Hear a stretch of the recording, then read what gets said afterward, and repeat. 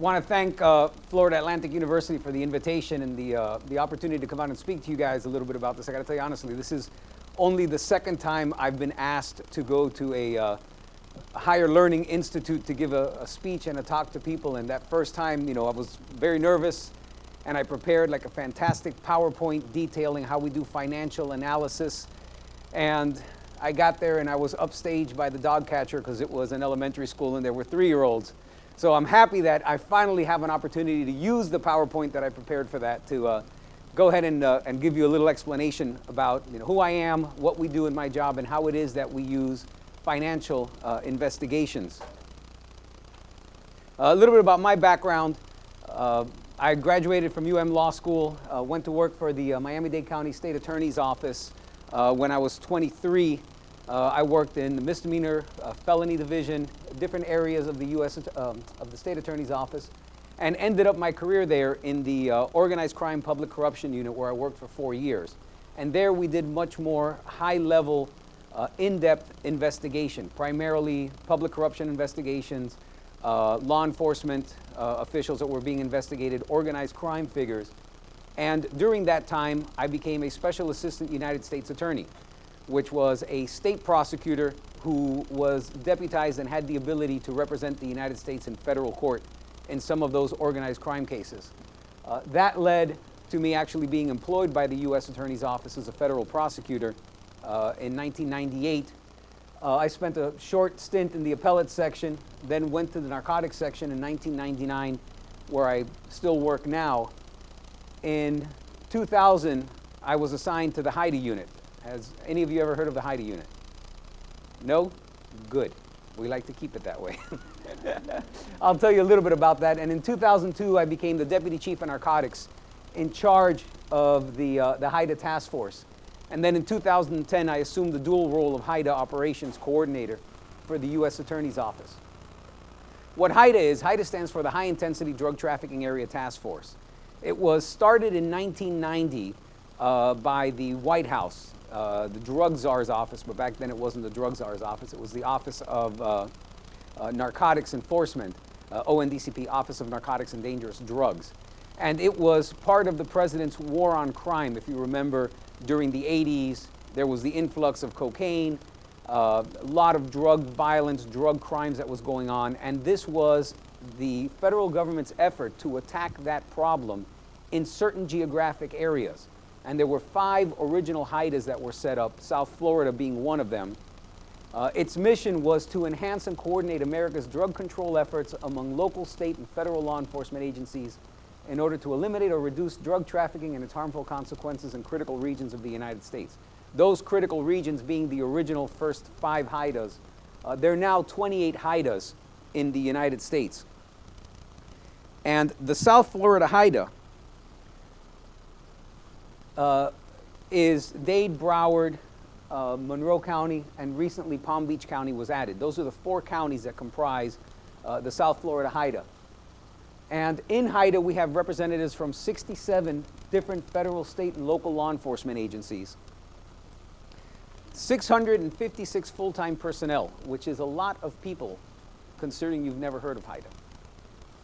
500 law enforcement officers or agents are assigned at HIDA, most of them in a full-time capacity, a handful in a part-time capacity.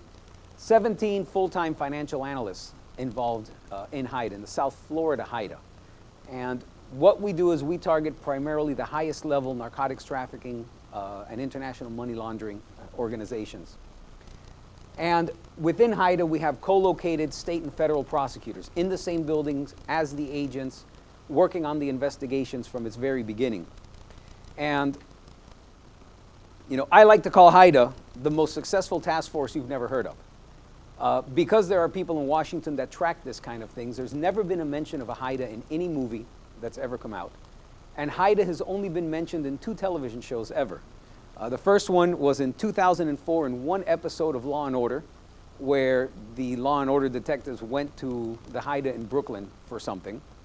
And then the only other time it was ever mentioned in a TV show was a decade later, in 2014, in an episode of HBO's True Detective, where one of the characters was talking about his background, that he mentioned that he had worked in a HIDA. That's it. HIDA doesn't hold press conferences. There's no sign on the building. We just don't exist. Give you an idea of the type of work that we do. We haven't finalized our 2014 statistics, but these are the statistics from 2013 solely for the South Florida HIDA. We went ahead and seized narcotics with a street value of $635 million during 2013. More than 17 tons of cocaine, over 17 tons of marijuana, 35 kilograms of heroin, and seized assets in excess of $52.8 million.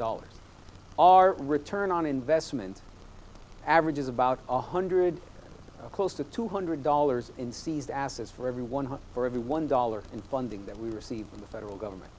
So it's worked out pretty well. And one of the things that we measure is drug trafficking organizations and money laundering organizations dismantled or disrupted. In 2013, there were 124.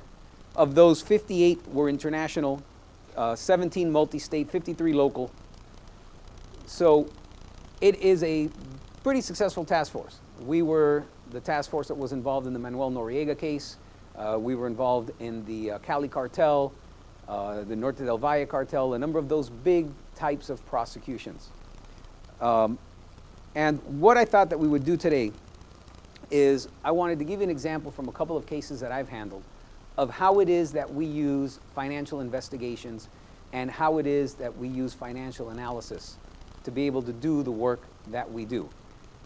You know, if at any point anybody has any questions during my presentation, please raise your hand, ask the question. If I can answer it, I'll go ahead and answer it. You know, this is not a lecture. I hope this could be a little more interactive. I think it'll be better for all of us. So the first case I wanted to talk to you about, I want to give you a very simple example of a financial investigation case, and then I'll wrap it up with a more complicated one. It's a case I handled in 2007 involving a person by the name of Wayne Gopi, Alton Spencer, and then there was another gentleman. And that started as innocuous as any case could possibly start. There was a tip that came into the DEA at HIDA that said there was a guy by the name of Wayne Gopi who was trafficking in marijuana, as a matter of fact. Again, 2007. Things a little different, but probably wouldn't be too different for this case. And that was the extent of the tip. So the DEA was able to run the name, and there was an address that was associated with it. Actually, I think the tip had an address. The DEA went out there to see if this address even existed, and it was a townhouse. They went to the parking lot, said, okay, it exists. Let's sit here 5-10 minutes, see what happens. And in an absolute stroke of luck, just coincidence, and no other reason than that, a U-Haul panel truck pulls into the complex, backs into the garage of this townhouse. The truck cannot go into the garage because it's too tall. The back of the truck opens up. 3 men get out of the truck and they start unloading these big wooden crates into the garage of the house. Like, listen, better lucky than good. Okay, that was luck. There was nothing else other than just being at the right place at the right time. The 3 men unloaded the crates, and then Wayne Gopi, later identified as Wayne Gopi, got in the U-Haul truck, drove away. The DEA immediately got a warrant, secured the premises. Part of them followed the truck. Part of them went ahead and went into the house. And there were the crates. The 2 men inside, Alton Spencer being one of them, were in the process of opening up the crates. And inside the crates had marijuana. They had a lot of marijuana. It was 500 pounds of marijuana. It was not an insignificant amount of marijuana. And it's, you would think it's a very simple, straightforward case, possession of marijuana with the intent to distribute it, until you saw Alton Spencer, who looked like 500 pounds of marijuana, may very well be a personal use amount of marijuana. He was an interesting character. He was a very interesting character. I don't think I ever saw the whites of his eyes at any point during the entire trial. They were all red. And I came to the conclusion that rather than invest in a 401k plan, I was going to buy the Taco Bell down the street from his house when he got out of prison. But the bigger problem that we had was Wayne Gopi. He was the one that got back in the truck and drove away. The tip was he was the mastermind of this organization. But he had a built-in defense. He went in, the crates were nailed shut, got in the truck, and drove away. How do you prove that he knew there was marijuana there and that somehow or another he was involved in this marijuana importation distribution ring? So what we did is we said, well, you know what, let's take a look a little bit at the finances and see what we have going on. And I went ahead and I sent a request to the Florida Department of Revenue. And the Florida Department of Revenue, as I'm sure you know, they are the ones that collect unemployment compensation tax from businesses. You know, you have employees, you pay this tax to the state of Florida. If they are laid off, they then get unemployment compensation. It's pretty straightforward. It's a nice way to see who's working and how much are they making. And this request that I sent in 1977 revealed that Wayne Gopi had never been employed by anybody, working any job, from January 2002 until September of 2007, which I sent the request.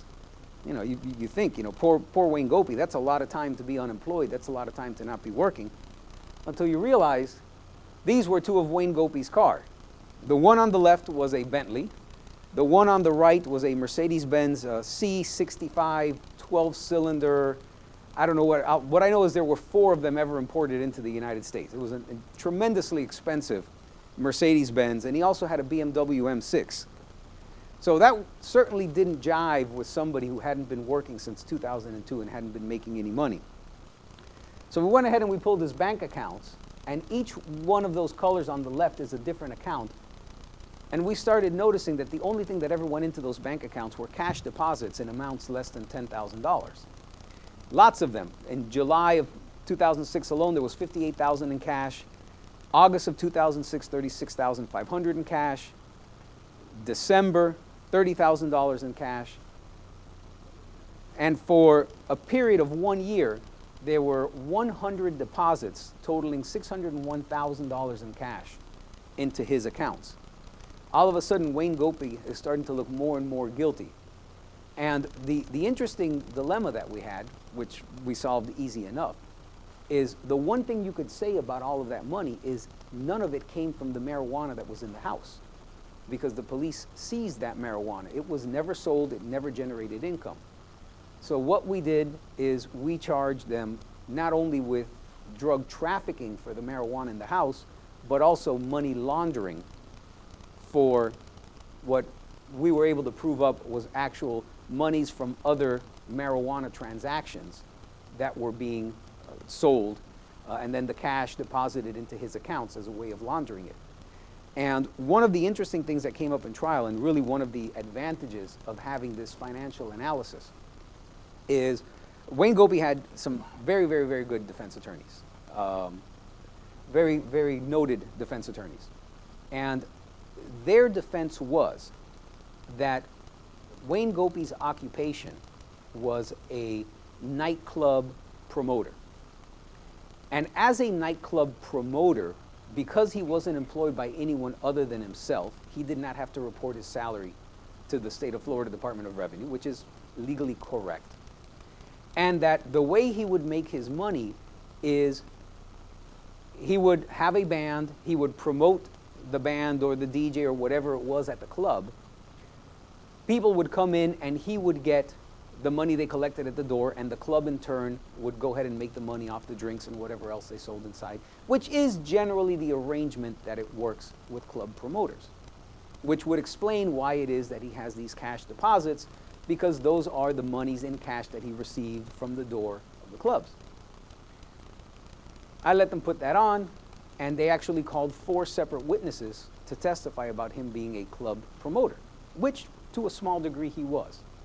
And what I got them to explain to the jury was that music is very specialized.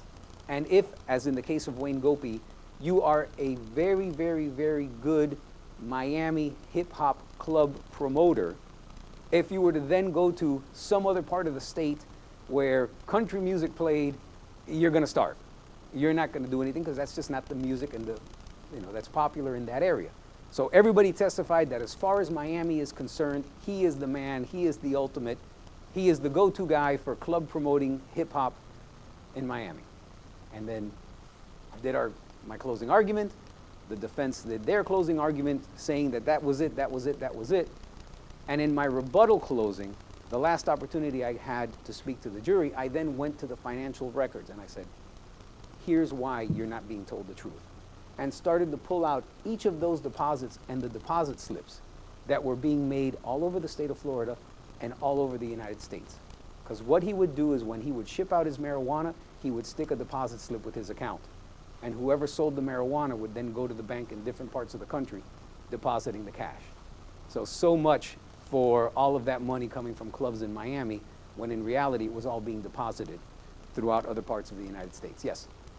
Would you charge Wayne Dopey, did you charge him with money laundering for one count for each of the 100 deposits? Absolutely not, because it becomes too onerous and too complicated.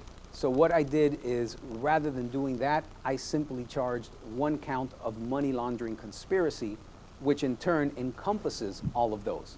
And for purposes of sentencing, what you do is you aggregate the money, which is the same thing that would happen if you went ahead and did each one by one. So you get to the same destination with a much shorter road than having to go ahead and charge 100 counts. It's just frankly too much work, and it gets too complicated. Why have to go through each one of these and tie it into a load of marijuana when you could simply show that there was an agreement to go ahead and do that, and that would go ahead and solve that problem? Okay? So that one was a pretty simple case, pretty straightforward, pretty easy to understand how it is that that financial analysis really made the case. Because but for that, frankly, we could not charge Wayne Dopey. We simply had no way of proving that he knew there was marijuana in those crates and that he was involved in that conspiracy. Another case that I recently tried is really the opposite of that in terms of how not simple the investigation was. It was a very, very, very complicated financial case. And it's United States versus Lopez Tardon. And how that case started is in 2010, the Spanish National Police went ahead and contacted the FBI asking for help. And it got routed to the FBI unit at Haida. And they said that there's a guy by the name of Alvaro Lopez Tardon, and he was the leader of a drug trafficking organization called Los Miamis, you can't make this up, in Madrid, Spain. And that he was responsible for importing into Europe thousands upon thousands upon thousands of kilos of cocaine. And that he had taken up residency on and off in Miami. And that he was sending his drug money to Miami. So getting that information, we did what everybody does. Well, let's Google Alvaro Lopez Tardon and see what comes up. And sure enough, tons of articles about him being a big drug trafficker, acts of violence, murders, the whole 9 yards. And we're like, how is it that this guy's been living under our noses for the last 10 years and we've never heard of this guy? So we decided to go ahead and do some public records check. And we found this out. Does anybody recognize that building? It's the Continuum on the tip of South Beach. And Alvaro Lopez Tardon, if you count 2 floors down from the top, that was his floor. At the time, it was 2 floors above Tom Cruise's and Katie Holmes. And in fact, the 2 other pictures that you see are the view from his balcony in that building, overlooking the other building, which is the Murano, where he owned another floor. So he had those 2 plus 12 more high-end condominiums and a $1.3 million villa in Coconut Grove. And doing this public records check, we found out that this guy's got a pretty nice car. Anybody want to venture a guess at what that is? It's a Rolls-Royce Ghost. And he had another nice car. It's a Bugatti Veyron. It's in case you want to buy one, it's going to set you back $1.3 million. And another one, a McLaren SLR. At the time, I think that was $700,000. And another one, it's a Ferrari Enzo. It was $1 million at the time. It is now worth $1.5 million because there were 200 made, and from the time that we started this investigation to now, I believe there are 4 rappers and basketball players that have totaled theirs. So every time one crashes and gets totals, all the other ones start going up more and more in value. And he had these. It's a Shelby Cobra. Had a couple of Mercedes-Benz G-Wagons. The car at the end, anybody want to venture a guess as to what it is? No? See, I thought it was a Maybach, but as his wife corrected me, it's a Maybach. It's not a Maybach. And then in Madrid is where he really had his nice car collection. That is one of 4 floors of cars that he had in Madrid.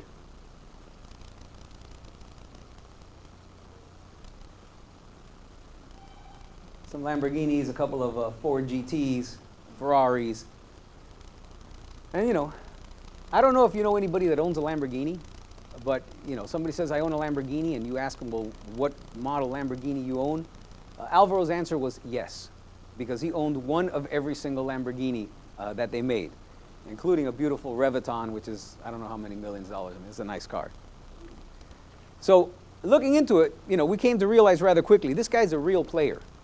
And one of the things that we learned in this case is you really cannot have any preconceived notions of what a big-time drug dealer is, because that's not Alvaro Lopez Tardón.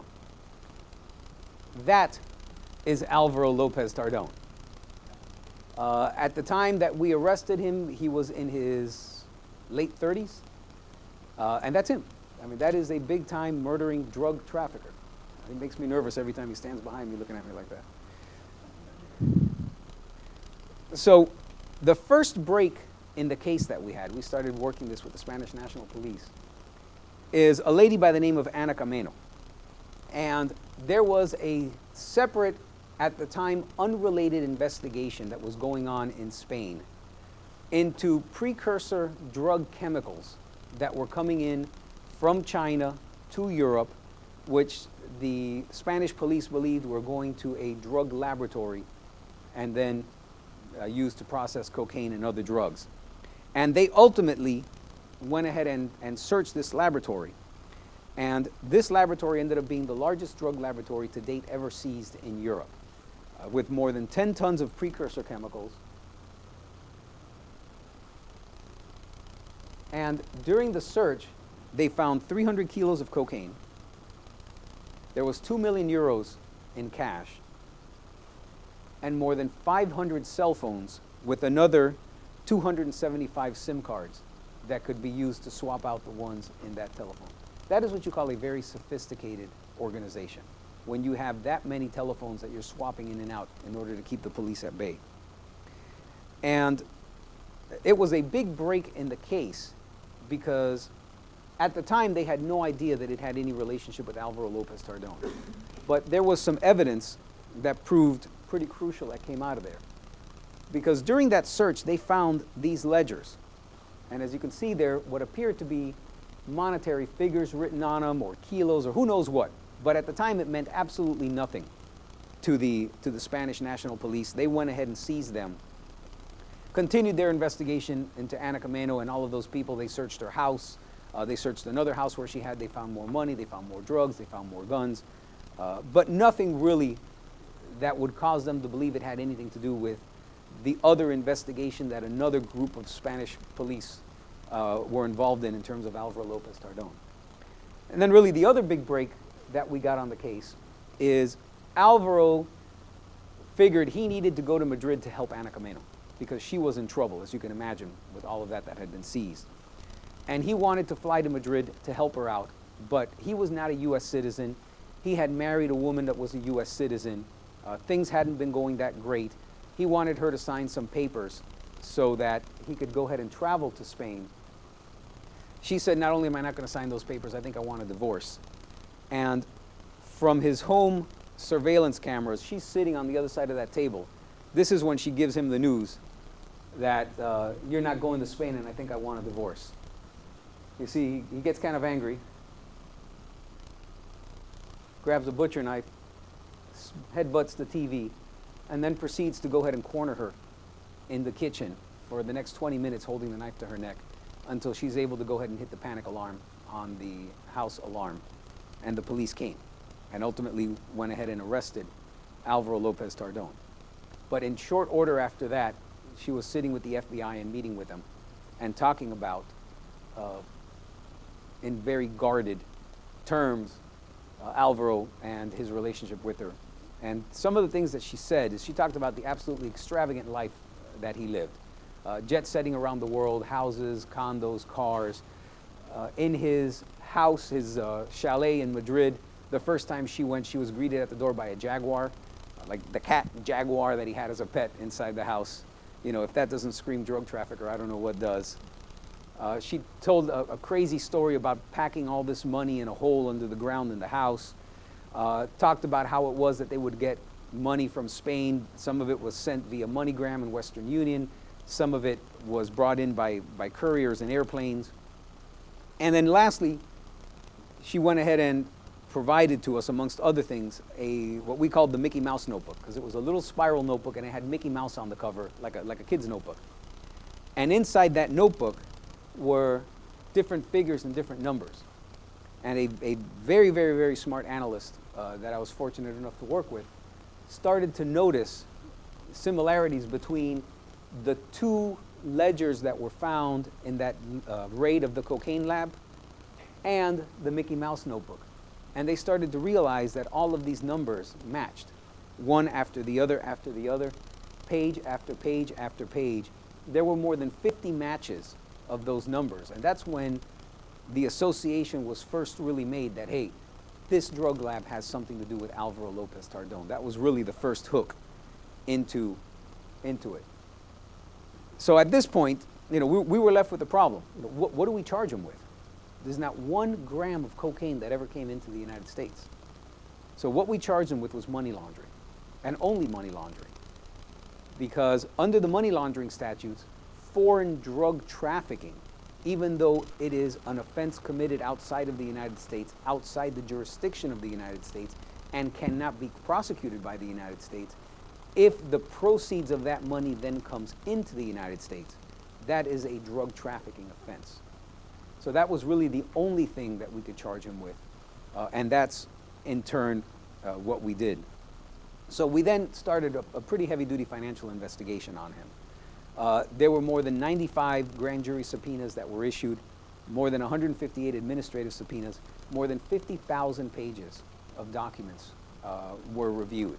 That included bank records, business records, title records, property records, everything that you can possibly imagine.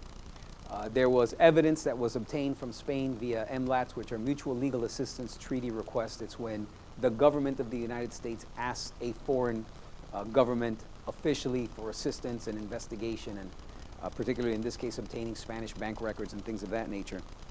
There was search warrants that were conducted on emails, different locations, smartphones, and it ultimately resulted in an indictment. It charged 1 count of money laundering conspiracy and then 13 separate substantive money laundering counts. Those counts being a different subsection of the money laundering, where if you conduct a transaction with more than $10,000 in drug proceeds, then that is a separate money laundering offense. So what I did is I went ahead and picked what I considered to be some of the most egregious purchases that he made. Some of them well in excess of $10,000. One in particular was just a hair above $10,000. But I figured those were the ones that would really highlight to the jury the type of person they were dealing with. You know, among the high-end ones were obviously the purchase of the condominiums and the cars. He went ahead and he bought a small safe for his wristwatch collection, which cost him $108,000 for the safe alone, which sounds crazy until you realize one of the watches he had alone was $250,000. And then the one that was barely over $10,000 that I went ahead and charged is, I charged the purchase of the Bugatti, you know, the 1.3 million. And then right after that, I charged the tune-up on the Bugatti, which was $10,800, which he paid for in cash. Just to, you know, just so they could get a true flavor of what we're dealing with here. So the defendants that were charged were Alvaro, his brother Artemio, who helped him in Spain, a guy by the name of David Pollock, who was really a drug worker for him that was here in the United States, and Fabiani Krenz, who was a lady who did a lot of purchasing of the real estate and purchasing of the cars under her name for him. So on July 14th, there were simultaneous search and arrest warrants executed here in Miami and in Madrid. We had to get permission from the court to execute those search warrants in the middle of the night because the law says typically you're not allowed to do it, but you had no choice in order to be able to do it first thing in the morning in Madrid because of the 6-hour time difference. In fact, we got to Alvaro's condominium where he was living so early that he was still clubbing, and he wasn't there. So we go in, we search the place, and then we had to sit and wait in the parking lot until he decided to show up, which made for a very interesting arrest, because when he was seen, the FBI SWAT team was there, and they have a truck where on the outside it has metal tubes and they hang off the side of it, you know, so they could just. So he goes into the garage, they jump on the truck, they go right in, and the truck was a little higher than the garage, so it hit the top and everybody went flying off. But they arrested him, that's what counts. So what I wanted to go over with you, which I thought was pretty interesting, was the 4 main ways that they went ahead and they brought money into the United States. And what's not so interesting is how they brought the money. It's pretty straightforward. I think what was really interesting is how we were able to go ahead and prove that they were doing it this way. And one of the ways they would bring it in was through MoneyGram and Western Union. Another way was through couriers who would pack the cash, the euros, on their body, would get on the planes in Madrid and would fly to Miami.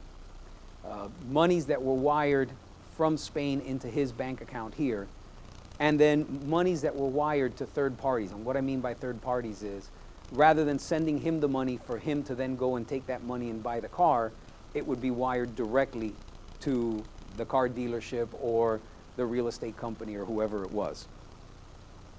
So with regards to the MoneyGram and Western Union, Sharon Cohen had told us that there were a series of people that would bring in money, and she did not know all of them. They would fly in from Madrid. Sometimes she would go to the airport and pick them up. They would get to her house, and then they would start emptying their pockets and pants and, you know, tens of thousands of euros in cash. Remember, unlike U.S. currency, which maxes out at the $100 note, in euros, the maximum note is 500. And with the conversion rate, it's roughly a $500 euro note is about 700, depending on the exchange rate, U.S. dollars. So you can pack a lot of money in a relatively small space. And the one thing that all of these people had in common is that they would go to a particular American Express office to go ahead and exchange the euros to dollars.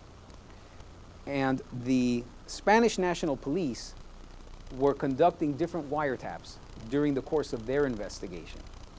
And we had access to them. We started to go through the wiretaps as well as to go through the records from American Express and that one office and some of the names that we had been given to see if there was any correlation. And we came across a number of calls that correlated. Here's an example of one of them.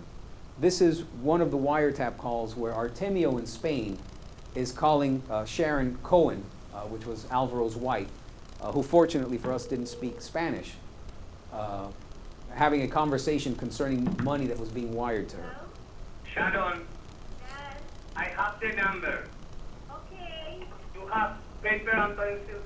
Yes, I do.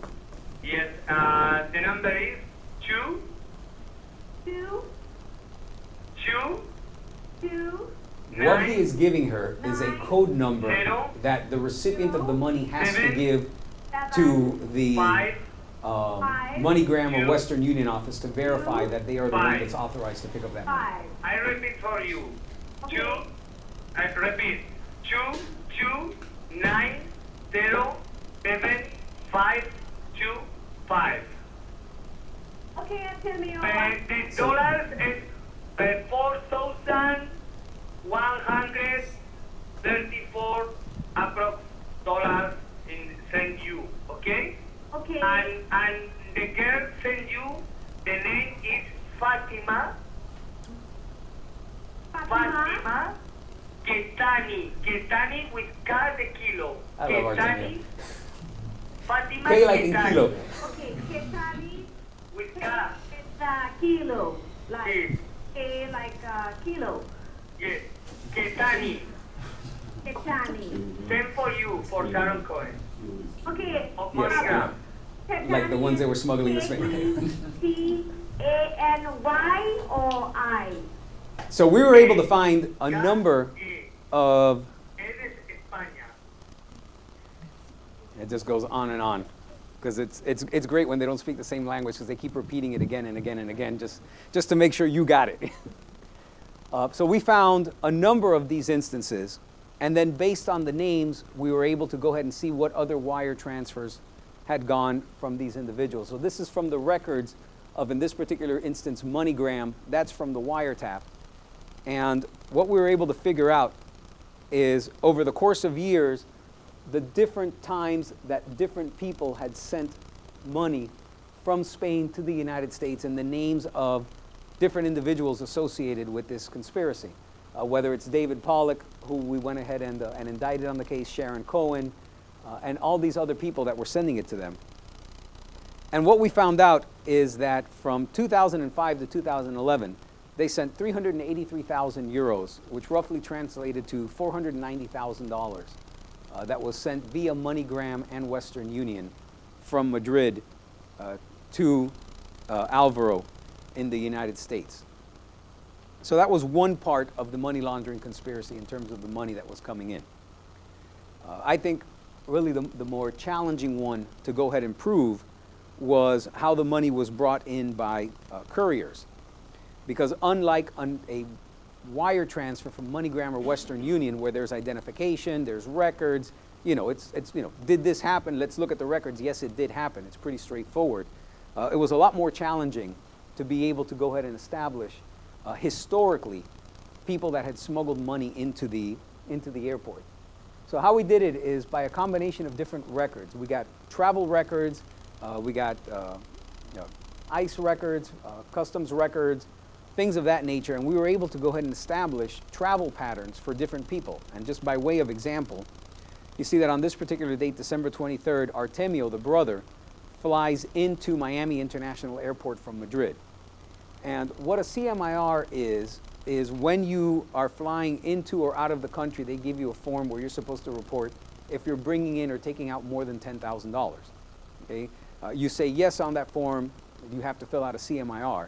And on this particular trip, Artemio came in and he did not file a CMIR. In other words, I am not carrying more than $10,000 in any type of instrument. And those are the documents showing that he went ahead and came in.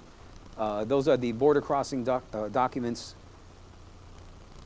But then what we found out was, remember I told you that they would go to the same American Express office. We went ahead and subpoenaed the records from American Express. And what American Express told us was that a few days later, Artemio came in claiming to be the owner of a wood manufacturing company, and he brought in 11,900 euros.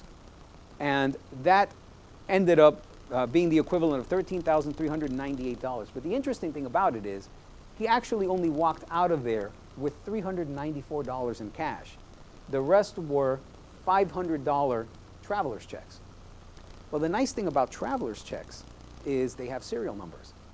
And when they are cashed, it goes back to American Express, like in the old days when you'd write a check, somebody would cash it, you get it when you got your statement.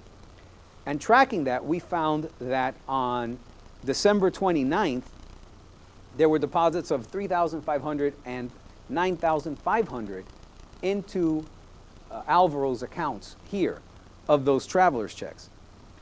So the documents that we looked at were the 8,300 forms, the currency transaction reports generated by American Express, because anytime anybody brings in more than $10,000 in cash or its equivalent, they have to fill out that form. So we looked at those records to establish that it was Artemio, the one that had come in and had exchanged the euros. And then you have the receipt from American Express, which laid out the serial numbers of the traveler's checks. Then you have the deposit slips where Artemio is depositing it into an account that he has, or excuse me, that Alvaro has with Fabiani Krentz. And you see there the counter deposit of $9,500. And the one who's actually signing the checks is Alvaro Lopez. And this is where it's being deposited into his Bank of America account. So another example, which really drove it home, it's a guy by the name of Pedro Hernandez. Okay, he flies in on March 8th, and that's his border crossing, and the camera was working that day. That's his photo that they take when you come into the country, which it's a great little camera, because from that angle, everybody looks like they're doing something wrong. You have a Victoria's Secret supermodel, and she's going to look guilty of something.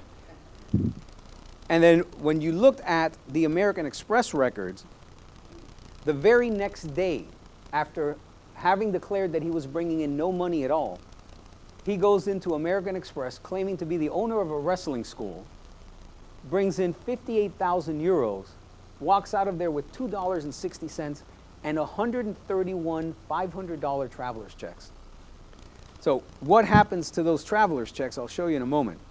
That's the CTR showing that he went ahead and did the transaction at American Express. Those are the receipts with the serial numbers. And then when you start looking at those, you see it's signed by Alvaro, even though he had nothing to do with the flying in or the exchanging of the traveler's checks. And it's being cashed into an account by a company named Artefacto. Anybody know what Artefacto is? Artefacto is a very high-end furniture company in Miami. And there is the receipt from Artefacto of what was purchased for those $6,000 in traveler's checks. Who purchased it? It was Alvaro Lopez Tardon, and it was for furniture delivered to his condominium. And then these are some of those other traveler's checks deposited into that account with Alvaro and Fabiani, the $29,500.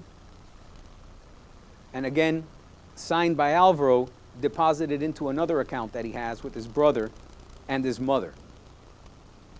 So doing that, we were able to establish 31 separate instances where people had flown into the airport, declared that they were not bringing in any money at all, and then within 1 or 2 days at American Express, it was being exchanged to euros, and I mean from euros, $2 primarily traveler's checks, and those traveler's checks were being used to either buy things for Alvaro Lopez Tardon or into accounts controlled by Alvaro Lopez Tardon, to the tune of $1.4 million that we were able to establish. And anything that we could not trace that was even, barely a close call, we gave him the benefit of the doubt. We didn't count. It was only those things where to the penny we could show that they were being used for his benefit that we counted in that chart. So in addition to the 490, you now have 1.4 million that's going from Spain into Alvaro. Then we went ahead and got into some of the monies that went directly to Alvaro Lopez Tardon. And what I'm going to show you now is actually some of the trial exhibits that I used to go ahead and prove this. Because what I did is, I had boxes and boxes of scanned documents, paper documents, and all those things. But I ended up putting it in a PowerPoint that I had the FBI agent that handled or headed the financial investigation, as well as the Spanish National Police money laundering agent. I prepared a series of PowerPoints for each one of them to use during their testimony. So I'll start off with one section from one PowerPoint of the FBI guy, the FBI agent, and it has to do with counts 5 and 6 on the indictment, which was the Maybach. And how it starts is with a wire coming in for $105,000. And you see the documents there from Colonial Bank, and it's an incoming wire to the United States to the Collection Motorsports of Miami, which is a bogus company that Tardon went ahead and set up here in Miami. Then there's another incoming wire from Spain of $275,980. And you see it goes directly into Alvaro Lopez Tardon's account from Bancaja, which is a bank in Spain. And there are the wire information, the wire instructions from the bank showing that it was Alvaro himself in Madrid who sent it to his account in the United States. So then, 2 days later, he goes ahead and he purchases the Maybach at Mercedes-Benz of Palm Beach, goes ahead and buys the car. There's a deposit of $91,550, and then cash on delivery $243,000. That's how I buy my cars. I don't know if you guys buy your cars like that. Signed by him. And then count 5, which is the actual transaction, was that $91,550, the deposit. he does that with a official check. That's the small down payment that he puts on the Maybach. And then you see it coming out of his account, the account that had already received the money from Spain. And then later that same day, the $243,000. And there's the documents showing that the account had come out of it. And the check, the cashier's check, to go ahead and purchase it. And the receipt showing that he's now the owner of a $335,000 Maybach. Paid for all on the same day with a couple of checks. And then consequently, the title is issued in his name. So the two money laundering transactions, the two financial transactions over $10,000 are the down payment and then the subsequent final payment. So we now know what happened in the United States. I went ahead and I called as a witness the money laundering investigator from the Spanish National Police to tell us what happened in Spain. So you have the Maybach, and that is the timeline that we just saw. And I want you to focus on here, this note, the wire coming from Spain. So how that starts is 4 cash deposits into the Bancaja account, totaling 179,000 euros. And you see, those are the deposit slips. And it is a cash deposit of 11,000 euros that's done by Alvaro Lopez Tardón for his account, and efectivo meaning in cash. So that starts off as cash euros being deposited into his account. And there's the statement showing that it came in. Another one, it's the same date, the same branch, 2.5 hours later, but now it's 98,500 euros by the defendant as well. So he goes within 2 hours to the same branch to make those 2 huge deposits in cash. And that's where it's credited into his account in his statement. Then there's another 30,000 euro cash deposit done by him very shortly thereafter. Another deposit of 40,000 euros done by him in cash. So then the next day, because all of those cash deposits have now occurred on these dates. But on the 25th, and we're not able to find the deposit slip for it, but it's there in his account, there's another 20,000 euro cash deposit going into his account. So that money then goes from a euro account, interbank transfer, to a dollar denominated account.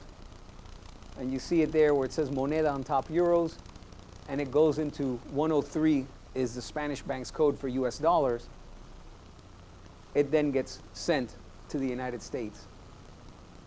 And there are the instructions, the wire instructions, and the one that we saw already where Alvaro Lopez Tardón sends the money to himself. So what we know is that Maybach and these payments all started off as cash euros deposited in an account in Spain over the course of a very short amount of time.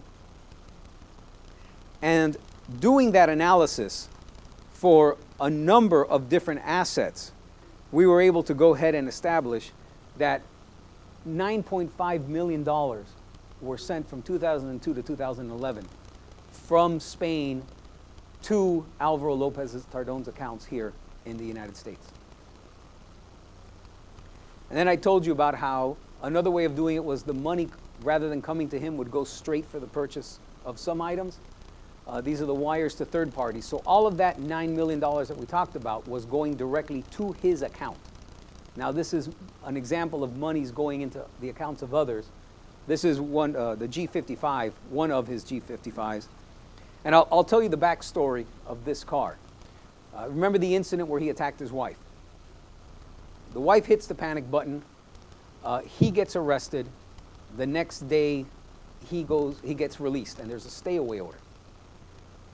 He gets in his Mercedes G55 and drives back to the house that he's supposed to stay away from.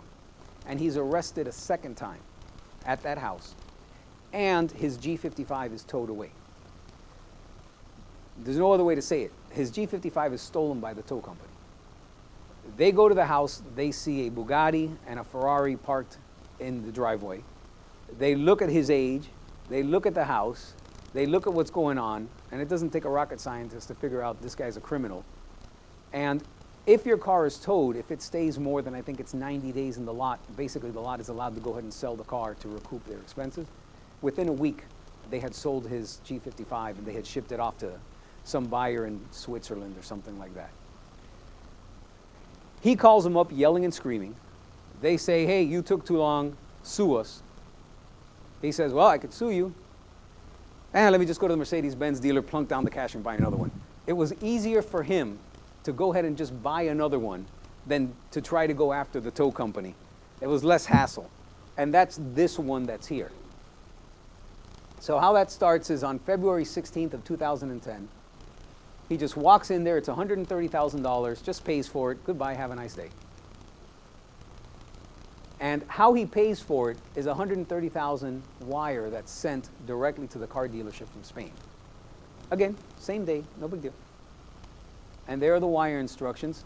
It comes from Madrid to Bill Ussery Motors from the account in Bancaja. Yes? Which accounts he had at which institutions? Well, in the United States, we went ahead and we subpoenaed 1 million banks to find all of his accounts. And then in Spain, remember the Spanish National Police were investigating him for many, many years before they ever contacted us. They already knew a number of accounts that he had and a number of banks that he had. So, and you know, you have an asset that he owns, and then you just track backwards and you find accounts that way. Yes? The video surveillance within his home, were those his own personal That cameras? was his personal security cameras that he had set up in case somebody ever tried to Is rob him. that common that they do that? Because I wouldn't feel like they would go to the police anyways if something happened. You may. I mean, somebody comes in, you know. Don't assume the video cameras are there for the video to be given to the police. It may be given to other people to remedy the situation outside of normal law enforcement circles, okay? You know. Yeah. Continues to make purchases, but does he know that you're on to him, No. or no? He has No, no no. idea. 'Cause Okay. remember, all of So these he's- take place, you know, before we start investigating him. This one takes place right after the attack on the wife, and he gets out and his car is sold. But I thought the wife was already talking to the FBI. He just didn't know. Well, it took a while before the wife talked. This is not like in the movies where, you know, the knife is the neck and then you go to a commercial and then she's sitting at the FBI. No, no, no. It's a much longer process than that. So it's not like that. So he's doing this. He does not know that we are looking into him. Yes. I understand that other countries have different regulations, but wasn't it raising any red flags in Spain at that bank where he was putting all this money in and 2 hours later he put in all this more money? Well, it raised red flags in some of them. He had people inside of other banks, and he had purportedly 2 very large, expensive, high-end exotic car dealerships, which in reality were nothing more than a place to park his toys, but there were actual employees and car sales, mostly to other associates of his and other drug traffickers and things like that. So there was a show. And if you look at some of these deposits, it says like, you know, for purchase of Porsche and blah, blah, blah. I mean, there was one where they were trying to show it was a legitimate purchase. It was a 200, some ungodly amount of money racing Porsche that was bought by the mother of one of the employees in the car dealership. The lady was 80-something years old. There was another car that was bought by another guy who was blind. You know, so there's movement of monies which in Spain hid some of what was going on. Okay. So anyways, getting back to this one, he goes ahead. The wire comes in. The vehicle's registered in his name. And the title is issued to him. All of this occurs in a very short amount of time. And he's got his new Mercedes-Benz truck, and he doesn't have to worry about the one that was stolen by the tow company. But again, we go back to all you have is a wire coming in from Spain. You know, how do you show that that started off as drug money? And we did the exact same operation. So it starts off as 2 cash deposits each for 50,000 euros in Bancaja. And that one, you see that the lady who's making the deposit is his mother, Maria de las Nieves Tardón. And she deposits 25,000 euros in cash into branch 129, I think. I'm sorry, I think I jumped ahead of one. There you go. Into branch 126. So Maria Tardón is the mother. She deposits into branch 126 on February 15th, 25,000 euros in cash. And she does this at 11:06. You see the time there, 11:05, 11:06. Then, that's the same one we were looking at. The sister goes ahead and deposits 25,000 euros into branch 1150 the same day, 32 minutes later. And what probably happened is the two of them were in the car together. They went to one branch for one to make the deposit. It took them 32 minutes to drive to the next branch for the next one to go ahead and deposit the money in cash. And there you see those two deposits going into it. And the next day, you have 2 more cash deposits totaling 45,000 euros. This one, Marco Soto Solis, it was his grandmother, the one that was buying the Porsche. He deposits 25,000 into branch 801. For 25,000 euros. He is one of the employees of one of the car dealerships. And then you see 16 minutes later, the defendant himself goes ahead and deposits 20,000 euros into another branch of the same bank. And there you see those deposits coming in. And then we have the same operation here where it goes the interbank transfer from the euro account to the dollar account, and then the wiring instructions that go back to Bill Lucery Motors for the payment. There's a wire that we saw already from Bancaja for the payment of the Mercedes-Benz. So once you total that up, we ended up being able to establish $14,358,639.64 were sent, no ifs, ands, or buts about it, from Spain directly to the United States for the benefit of Alvaro Lopez Tardón. So we ended up going to trial. The only one that went to trial was Alvaro Lopez Tardón. Trial lasted 7 weeks. Coincidentally, remember Gopi's really good attorneys? It's the same attorneys that represented Alvaro Lopez Tardón. Same attorney that represented Justin Bieber in his Lamborghini and all this other stuff. But it was a 7-week trial, introduced more than 240 exhibits and more than 36,000 pages of financial documents, bank documents, real estate documents, and the like. There were 19 witnesses, including, this is a quote from the judge, a parade of girlfriends, paramours, and mistresses. And I learned something in that trial. Don't have the wife walk into the courtroom to testify as the girlfriend is walking out after having just testified. It makes for a very interesting encounter in the middle of the courtroom for the jury to see. There were 8 witnesses that came and testified from Spain. We proved more than 10,000 kilos of cocaine were sent from South America to Spain. And like I told you, we proved that we laundered, or that he laundered, more than $14 million. So, you know, this takes us to one last question here. Remember, we could not charge him with drug trafficking, only with money laundering. And I guess it begs the question, so did he get a break by being charged with money laundering instead of drug trafficking? What do you guys think? No, I'll let you answer that. So I'll finish up my presentation with this. You remember when the wife first came to talk to us? And I told you, she told us about that crazy story about money being buried inside the chalet in Spain.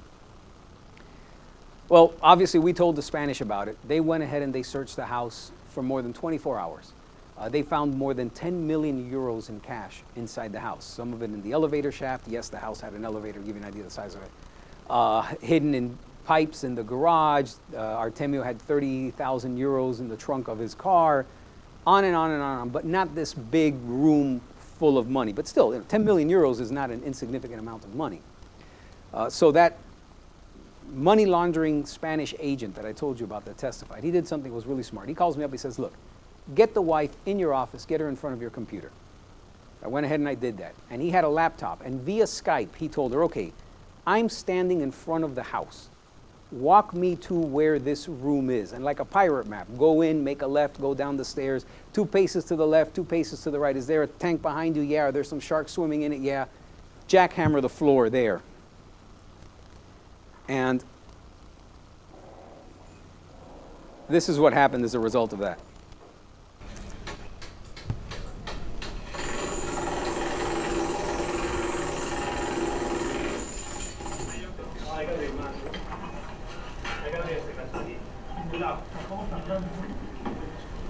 ¿Cuánto tiene hacia? ¿Pero qué contamos? ¿Los de 50? Bueno. Podemos hacer una cosa, los agrupamos por cajas en una caja. So what they're saying now is there's 500 euro notes and 100 euro notes. Let's get 1 box for the 500 euro notes. Let's get 1 box for the 100 euro notes, and that way we can go ahead and keep them organized.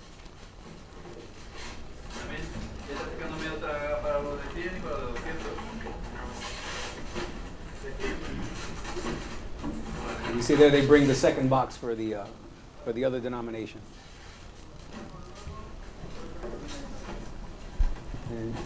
And in a moment, you'll see how that worked out.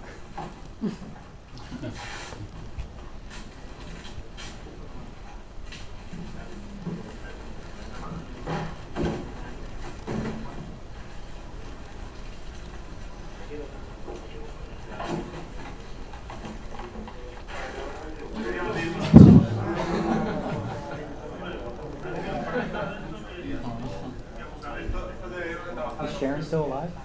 Yeah, last I heard.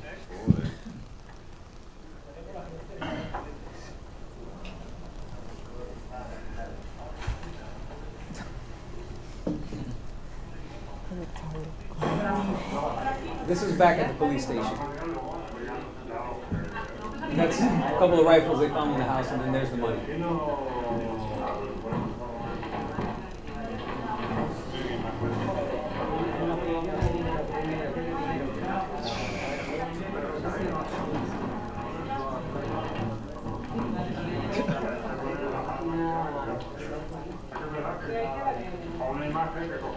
Oh my God.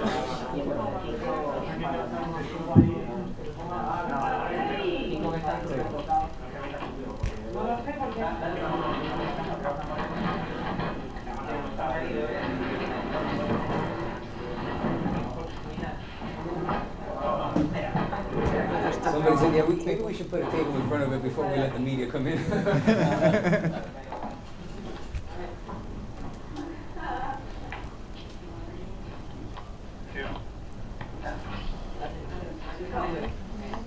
But to answer your question, whether or not it was hand counted, Artemio and Alvaro had in the house, I think, 3 or 4 money counting machines. So the other monies that were found in the house were actually counted there. And it's interesting, under Spanish law, when they execute a search warrant, you have the police, but you also have the clerk of the court that has to go as a representative of the court. So when they're searching and they find something, like money, they have to stop the entire search, and the clerk of the court, along with the police, then count whatever it is, jot it down, and then they're allowed to continue to search. So they did that for the first $10 million. When they hit that, which by the way was $28 million, they said this is just impossible. So they hired like a Brinks type company to go out there, take all the money, and then that company went ahead and through their high-speed machines and everything. It took, my understanding, it took the entire day to count all that money. Could you link this to drugs and? Well, the reason Pollock did not go to trial is because he ended up testifying on behalf of the government. And he testified about all the drug deals that they had and how they would go down to Peru and package the cocaine and all of this stuff. Look, the Mickey Mouse Notebook was an important piece of evidence. It was not the only piece of evidence. Okay? All right, well, thank you very much, all of you, for your time.